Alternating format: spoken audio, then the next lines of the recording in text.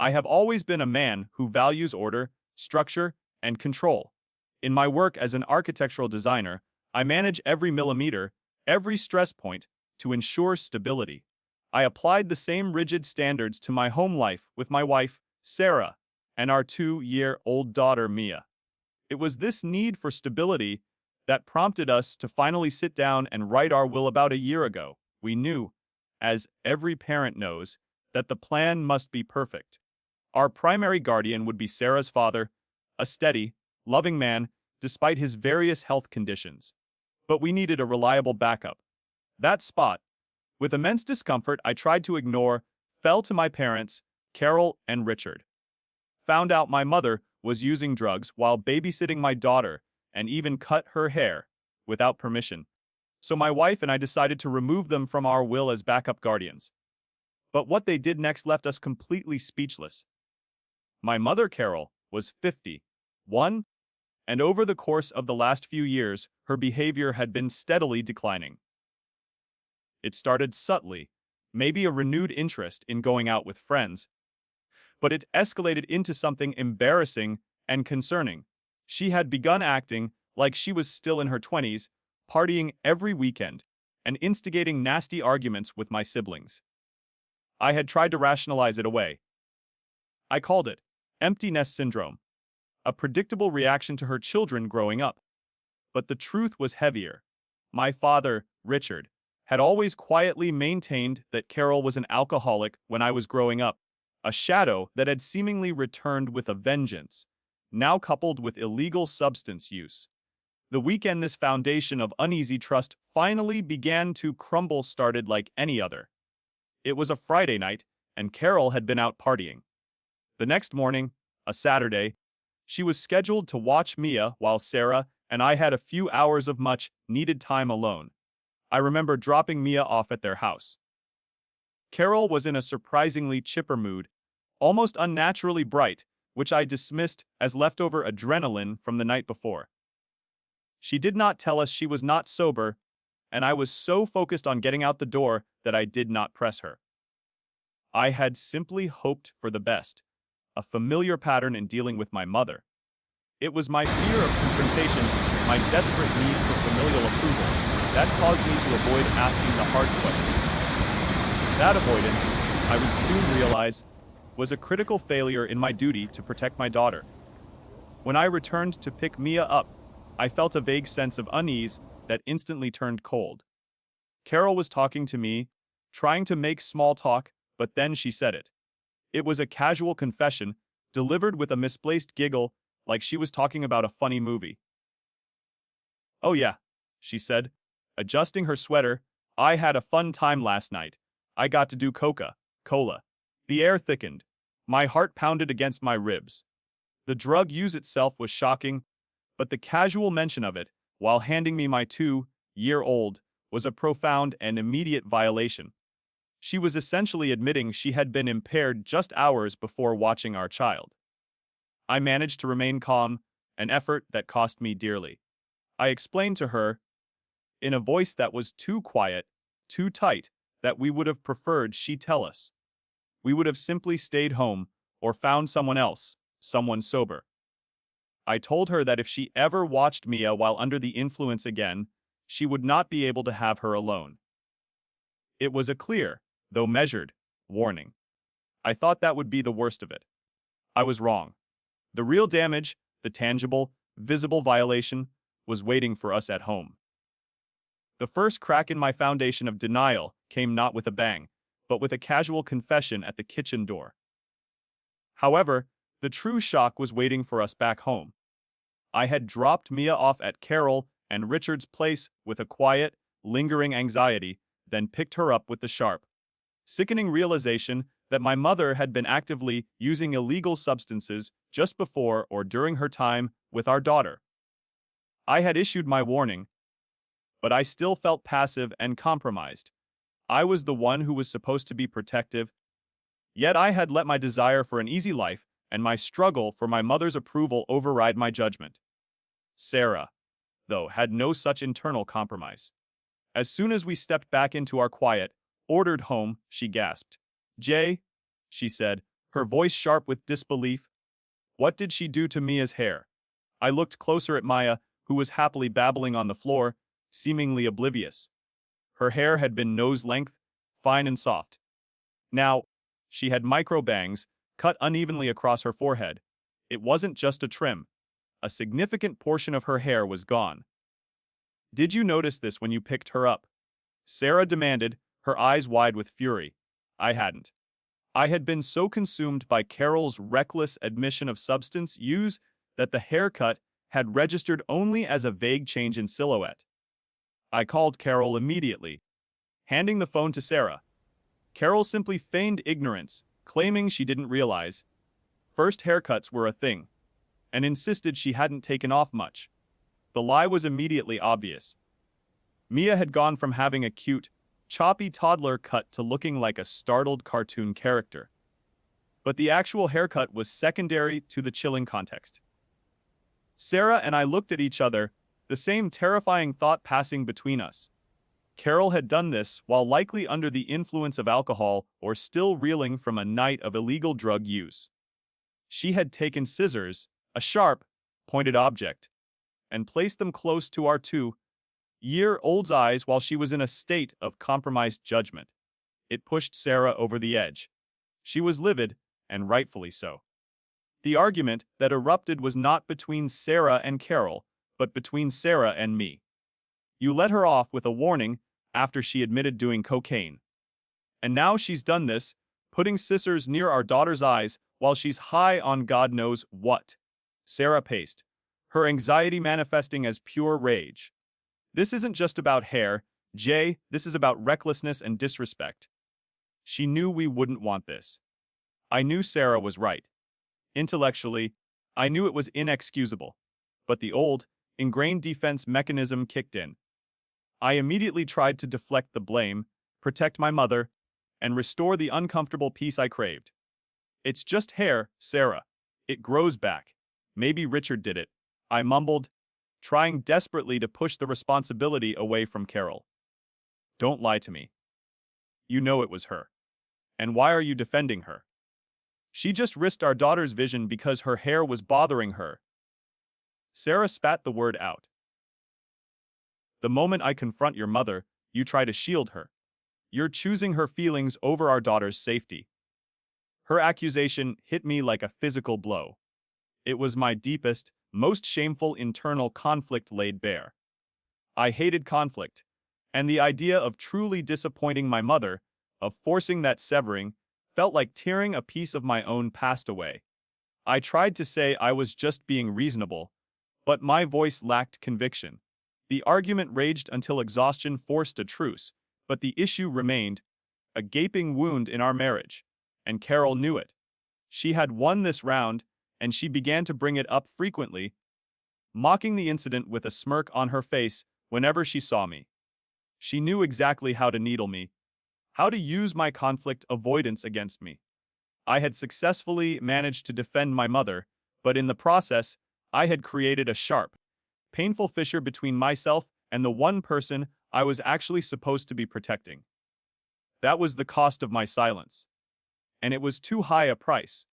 I thought the incident with the scissors was the lowest point, but it was just a preview for the calculated betrayal that unfolded at my father, Richard's 60th birthday. The months following the Coca-Cola and micro bangs incident were strained. Sarah was cold, not towards me, but towards my passivity. Carol continued to needle me, occasionally bringing up the haircut with a smug little smile that told me she knew she had won that round. I hated that smirk, but I hated conflict more, so I endured it, hoping the problem would eventually fade into the past. It was against this backdrop of uneasy tent that Richard's 60th birthday arrived. Carol had organized a family get-together, advertising it as a Sunday lunch celebration. It wasn't framed as a big party. It was meant to be a calm gathering for family, a few close friends, and Richard's work colleagues, which, considering both my parents' work in the medical industry, should have suggested a certain level of professionalism and decorum. We arrived exactly on time, but not first. My younger brother Daniel and his partner, Lisa, were already there. Daniel went to the bathroom, and Lisa sat on the couch that offered a direct, if slightly concealed, view into the kitchen. My older brother, Alex, and his partner, David, arrived later. Sarah and I exchanged pleasant greetings, but the air felt thin and strange. We decided to move to the back garden to give my older brother, Alex, and his partner, David, space to say hello to Carol and Richard when they arrived. Alex and I had had a bit of a falling out recently, so the space felt necessary. It was outside, enjoying the cool autumn air, that Lisa joined us. She looked visibly upset, her hands trembling as she held her glass of water. "I need to tell you something," she said, her voice barely a whisper. "I just saw Carol talking to Richard in the kitchen, pressuring him into taking something. He gave in, and I watched them both take a bit of what Carol called Lakeside Drive." The name sounded innocuous, like a new type of herbal supplement. But I knew Carol's history. Sarah, with her quick sense of moral clarity, didn't hesitate. "She means LSD," Sarah stated flatly. "She means LSD," Sarah stated flatly. The abbreviation landed in the quiet garden like a stone. The shock hit me, not like a wave, but like a sudden, crystalline drop in temperature. They were taking an illegal, mind-altering substance. Right now, in their own house, yes, but during a planned, midday family gathering with their granddaughter present, even if Mia was currently outside with us. Lisa was saying how upset she was that they would do something like that for a family event, especially with children around. We were the only ones there with kids, which placed a silent, enormous weight on our shoulders. A few minutes later, Alex and David came out to the garden. We ate a bit of the prepared food, trying to act normal, but the energy was gone. I decided to directly ask Alex and David what they knew, hoping for some distance from the situation. "Did you know about what was happening with Carol and Richard?" I asked, keeping my voice low. Alex and David glanced at each other, then back at us. "Yeah, we did," Alex admitted, his tone sheepish. "How?" Sarah pressed.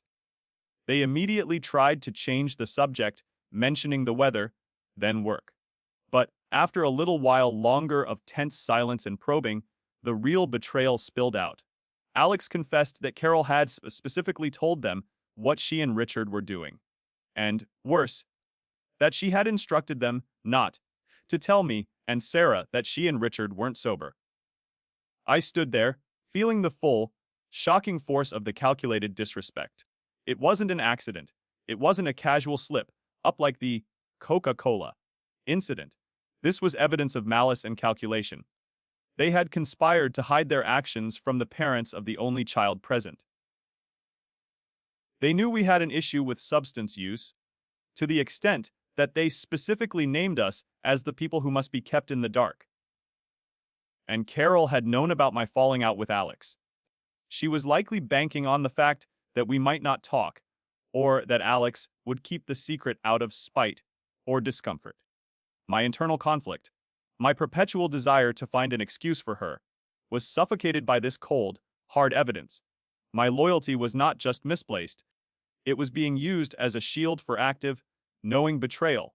We were so angry that the desire to leave was a physical a searing need to extract ourselves and Mia from that toxic environment. We forced ourselves to stay until people started leaving, waiting for our chance to make a quiet excuse to exit. But even our departure was delayed. The combination of the Lakeside Drive and alcohol caused Carol to have a bit of an emotional breakdown, crying dramatically about how she never saw us.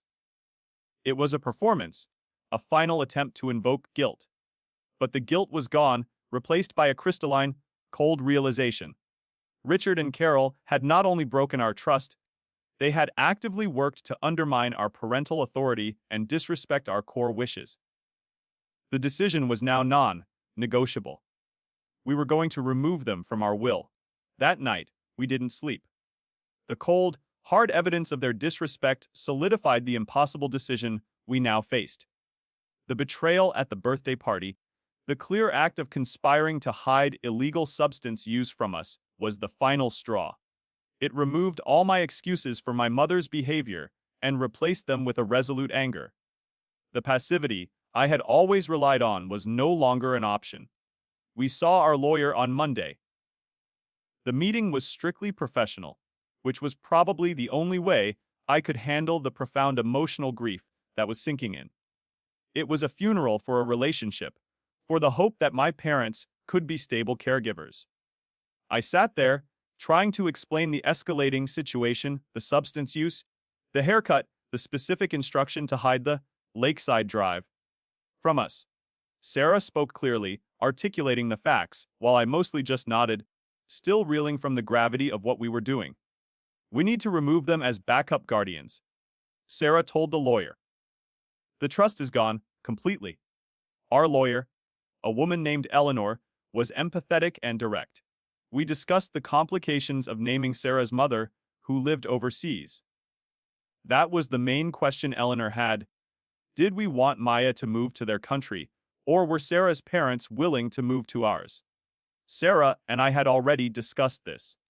Sarah's mother and stepfather were ready to move to us, ensuring Mia would remain in her home and her familiar environment should the worst happen. That was settled. Then came the issue of exclusion. Someone had suggested to us that we should explicitly write into the will that Carol and Richard were not to be guardians. We presented this idea to Eleanor. She advised against it. Wills become publicly available after a person's death, she explained, her voice low and serious. Including a specific exclusion, naming the reasons, would make this devastating information public. I wouldn't advise giving that information away unless you absolutely have to. Instead, she offered a brilliant, protective solution. We would leave sealed letters for our executors. These letters would outline, in detail, exactly why we wished for Carol and Richard not to be Maya's guardians. That information would only ever become public knowledge if they decided to ignore our wishes and try to fight for custody in court. The letters would serve as overwhelming evidence, keeping our private agony just that. Private, unless necessary. It was a brilliant way to maintain dignity while preserving absolute safety for Mia. The next necessary change was personal and felt like a massive step of self-assertion for me. My executor, the person legally responsible for ensuring our wishes were carried out and protecting Maya's inheritance, was currently Carol. I changed it immediately. I named my close friend Leo. Leo was my best man at our wedding, and we see him every week for games night. He has a wonderful connection with Maya.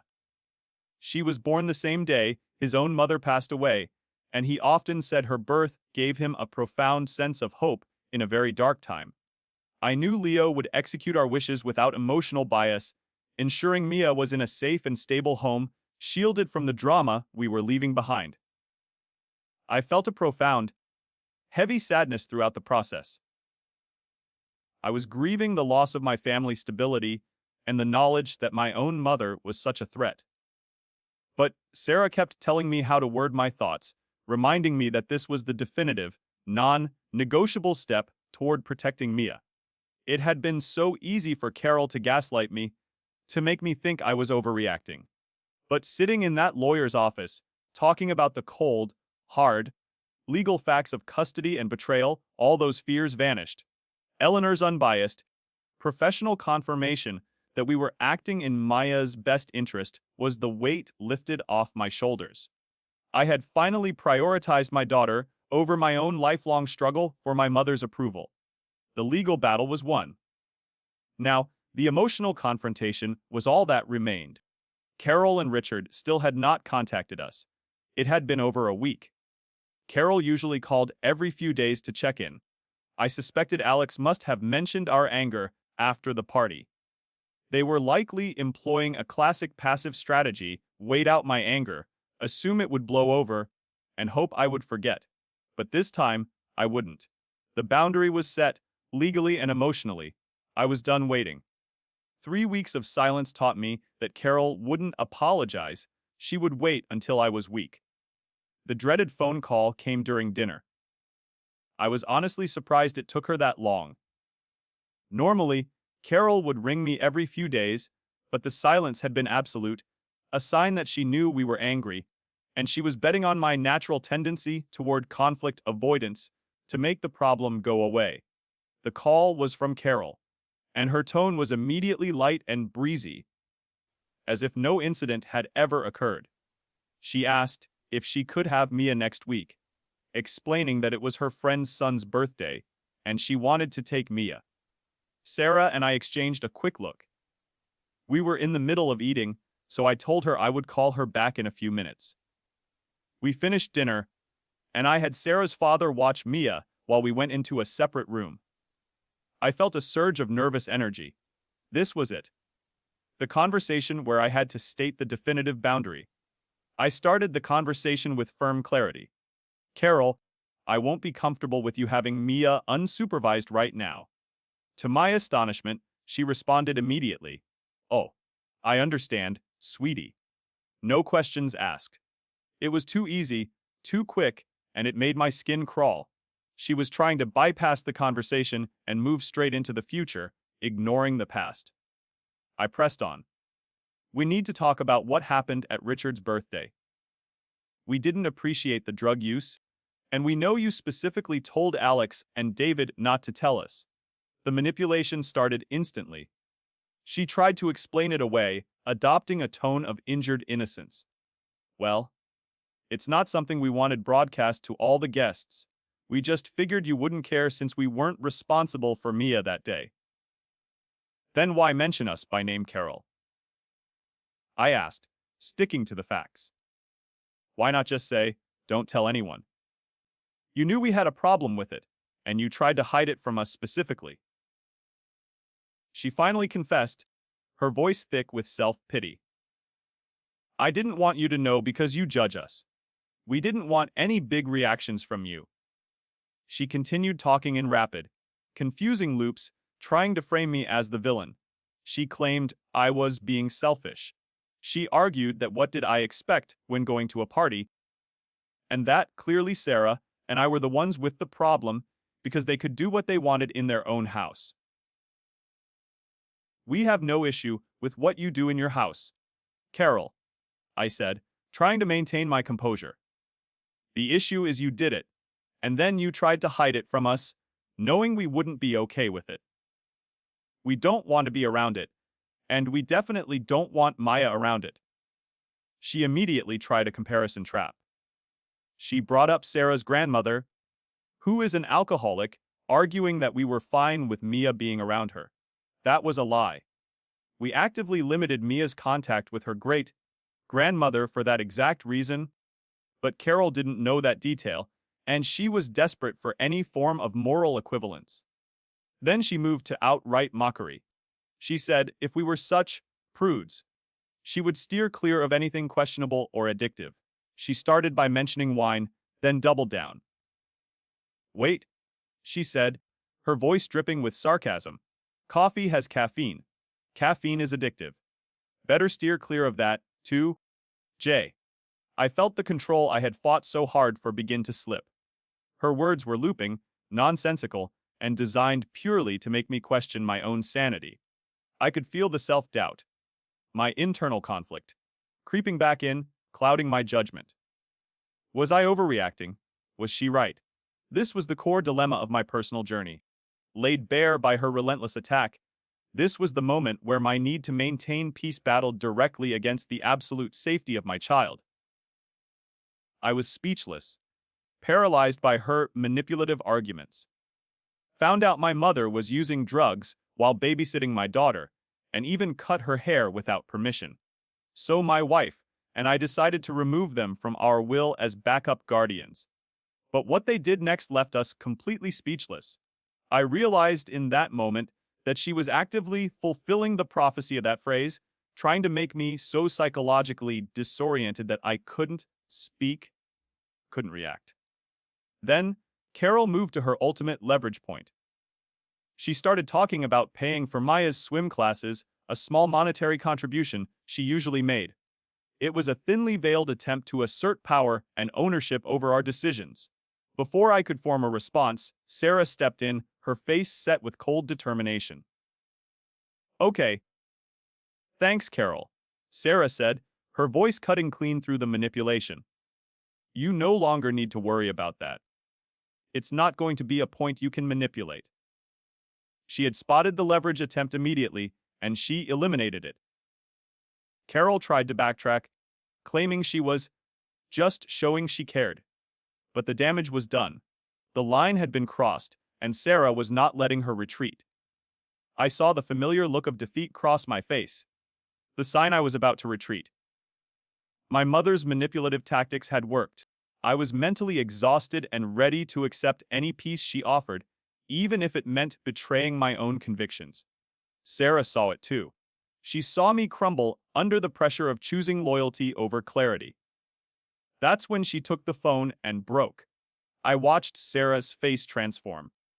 The anxiety was replaced by a cold, righteous fury, the absolute strength of a mother defending her child. She moved the phone slightly away from her mouth, took a deep breath, and then unleashed the full force of her anger.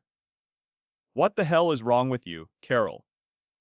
Sarah's voice was loud, vibrating with an intensity I had only ever seen hinted at. Is there something genuinely wrong with you that you think this is okay? This is disgusting behavior, and you know it. You are trying to make us doubt ourselves when you know you are wrong. The screaming was relentless. I had never heard Sarah raise her voice like this. She was past the point of diplomacy, she was past the point of reasoning. She was simply stating the truth. You would never let any of your kids, not at 2 years old, around someone who was high on LSD, Sarah continued, her voice cracking with fury. You would have lost your flipping mind! So why would you do that to your own granddaughter and then expect us to be fine with it? The silence from the phone line was immediate and thick. I could practically hear Carol reeling from the shock. She had expected to talk circles around passive, conflicted me. She hadn't expected to face Sarah's unyielding wall of moral clarity. She had clearly thought I was alone in the room, making my confrontation her sole target. I am not going to respond to yelling, Carol finally managed, trying to seize back control with a tired, passive, aggressive tactic. Sarah simply turned her back, walking toward the window to cool down for a brief, searing minute, while Carol tried to launch another passive attack into the silence. When Sarah came back, she held the phone a little loosely, allowing me to hear Carol's whine. Carol was still going on about how Richard wanted to do the drugs as a 60th birthday present to himself, and how heat may be hard to hear when you are in your 20s, but it's not about you. Sarah snatched the phone, her voice now calm but razor-sharp. Cool. We don't care what Richard does in his own time. Again, the issue is that you knew we would object, you hid it, and you exposed people to it at a family lunch. And then you used Mia's swim lessons to try and manipulate us. Carol tried to change tactics again, claiming she loved Mia and wished she could see her more. You are always the one trying to make plans, Carol, Sarah countered, spitting out the fact. But you are always busy partying. You never commit to a date we suggest. You are choosing your lifestyle over your granddaughter, and you are trying to make us feel guilty for holding a boundary you established.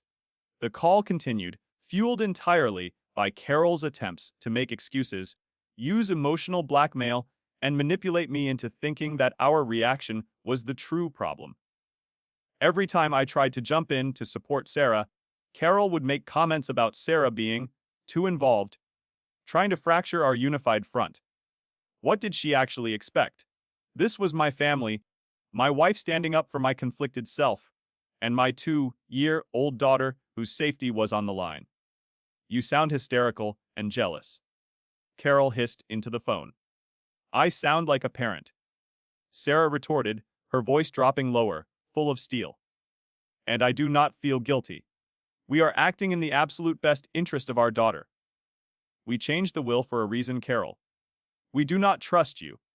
Carol finished with one last, desperate attempt at reverse psychology, saying that what we wanted to do was our decision and that what she does won't affect anything of what we think of her. She was effectively trying to say that, as we were the ones with the problem, trying to force guilt onto us one last time. But I finally found my voice, the strength surging up from Sarah's courage and the reality of the situation. I stepped toward the phone. Your behavior on this call has been manipulative and absolutely disgusting, I told her, my voice clear and final. I honestly don't recognize you anymore, Mom. I waited a moment, allowing the silence to settle between the receiver and the person who had once been my anchor. Then I reached over, pressed the end button, and hung up. I was shaking, my mind reeling. The conflict avoidance of 2 decades had been shattered by 20 minutes of raw truth. I sank onto the bed, completely distraught. I had waited for Carol to call so I could have this measured talk, but she had cut me off, gaslit me, and almost won, until Sarah saved me. Sarah was the one who was truly protecting Mia and me. I looked at Sarah, feeling the need to apologize for her having to fight my battle. I'm sorry, I lost my temper. You shouldn't have had to scream like that. Sarah sat next to me, placing a steady hand on my back. Thank you, Jay, she said quietly. Thank you for backing me up. You were waiting for the perfect words. But she doesn't listen to words. She only understands consequences. And that was the end of the line. The emotional peak was over. I had finally confronted my greatest fear, the confrontation itself, and I hadn't been destroyed. I was shaken, but I was free. The dust hadn't settled from the confrontation when my father, Richard, called, proposing a conversation that felt more like a negotiation than a reconciliation. Carol had been sending us messages, too, trying to use the cancelled swim class money as a passive-aggressive weapon, which we promptly returned to her account. That led to her creating a group chat with me, Sarah, Richard, and herself, berating us for not accepting the money. Richard, significantly, had remained completely silent in that chat. This lack of response told me he was either wary of Carol's rage or had something planned. We went in skeptical, but we eventually agreed to meet him for coffee on Sunday morning. The conversation with my father was tense and strange. For the first 20 minutes, he talked to us as if nothing was wrong, asking about work, the weather, Mia, creating a facade of normalcy that only amplified the absurdity of the situation. After our food arrived at the cafe, he abruptly changed the topic. Okay, he said, leaning forward, his face etched with wariness. We need to talk about your mother. We started by asking him how much Carol had actually told him about the phone call and the birthday party. Unsurprisingly, the information he had received was heavily skewed, painting Carol as the victim of our overly sensitive judgments. He hadn't been aware of the previous, extensive conversations Sarah and I had had with Carol about not wanting Mia around drugs. He also hadn't been made aware of the fact that Carol specifically told my brother and his partner, by name, not to tell us about the LSD. It was shocking that he hadn't known about the explicit mandate of exclusion. He tried to defend Carol's use of the swim money, saying he didn't think she was using it as leverage. That's when we went into the details of the phone call, laying out the manipulation, the gaslighting, and the sheer hostility Sarah had faced. Since Richard worked night shifts, he hadn't been home for the shouting match, and the truth clearly disturbed him. Then we mentioned the message Carol had sent to all my siblings.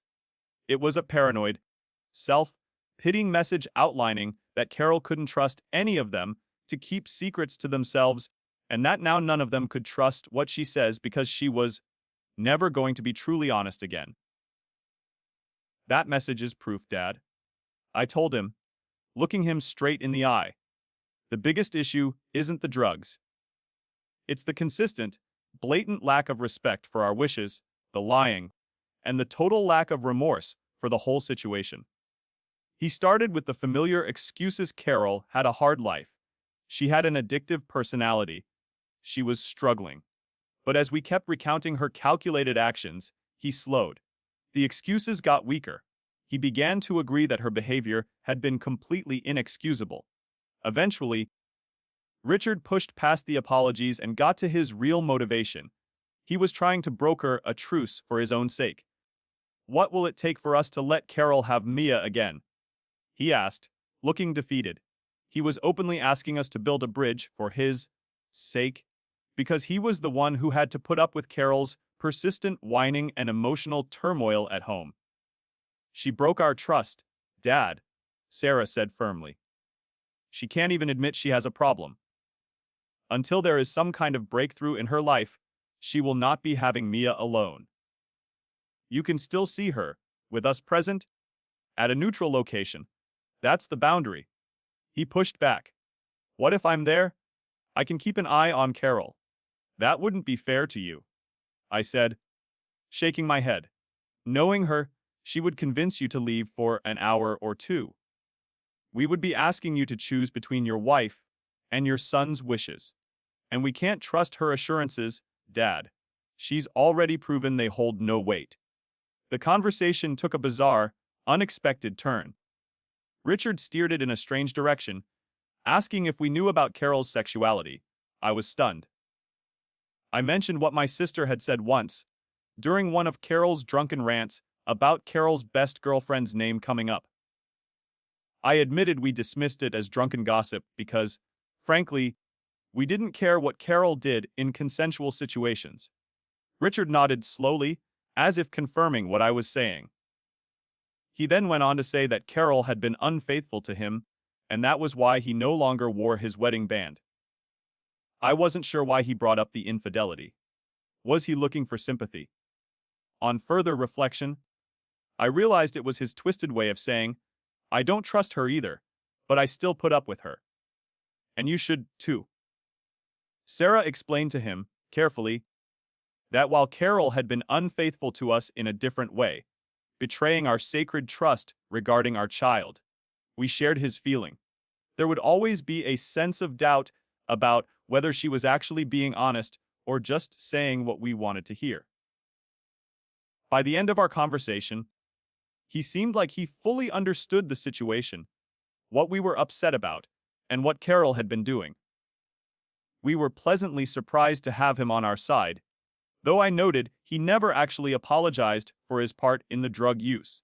As we were leaving, he hugged us tightly, telling us to be safe and keep Maya safe. We had spoken our piece, and we had drawn the line. I believed all conversation regarding the situation had concluded, and that the storm had passed. I was, however, profoundly wrong. I believed the conversation with my father was the final word. I was wrong. The subsequent call was not from Richard, but a puppet. After the conversation with Richard, we felt a profound sense of exhausted relief. It felt like the messy emotional peak was over, and we had reached a firm resolution. We even received a passive, aggressive text message from Carol on Sunday morning with a picture of the birthday party invitation she had wanted to take Mia to, trying one last attempt to make us feel guilty for Mia missing out. We ignored it. Then, while Sarah and I were eating dinner on Sunday night, Richard called. He sounded completely detached and squirrely, nothing like the man who had hugged us only hours before. "We need to talk about what you brought up at the cafe," he began, his voice flat. He said he had talked to my sister, and she hadn't recalled talking to us about Carol and her best friend. He was asking where we had really heard that, claiming it was untrue. I was instantly confused. Why was this suddenly the issue? "Dad, we only brought it up because you asked," I explained, forcing my voice to remain calm.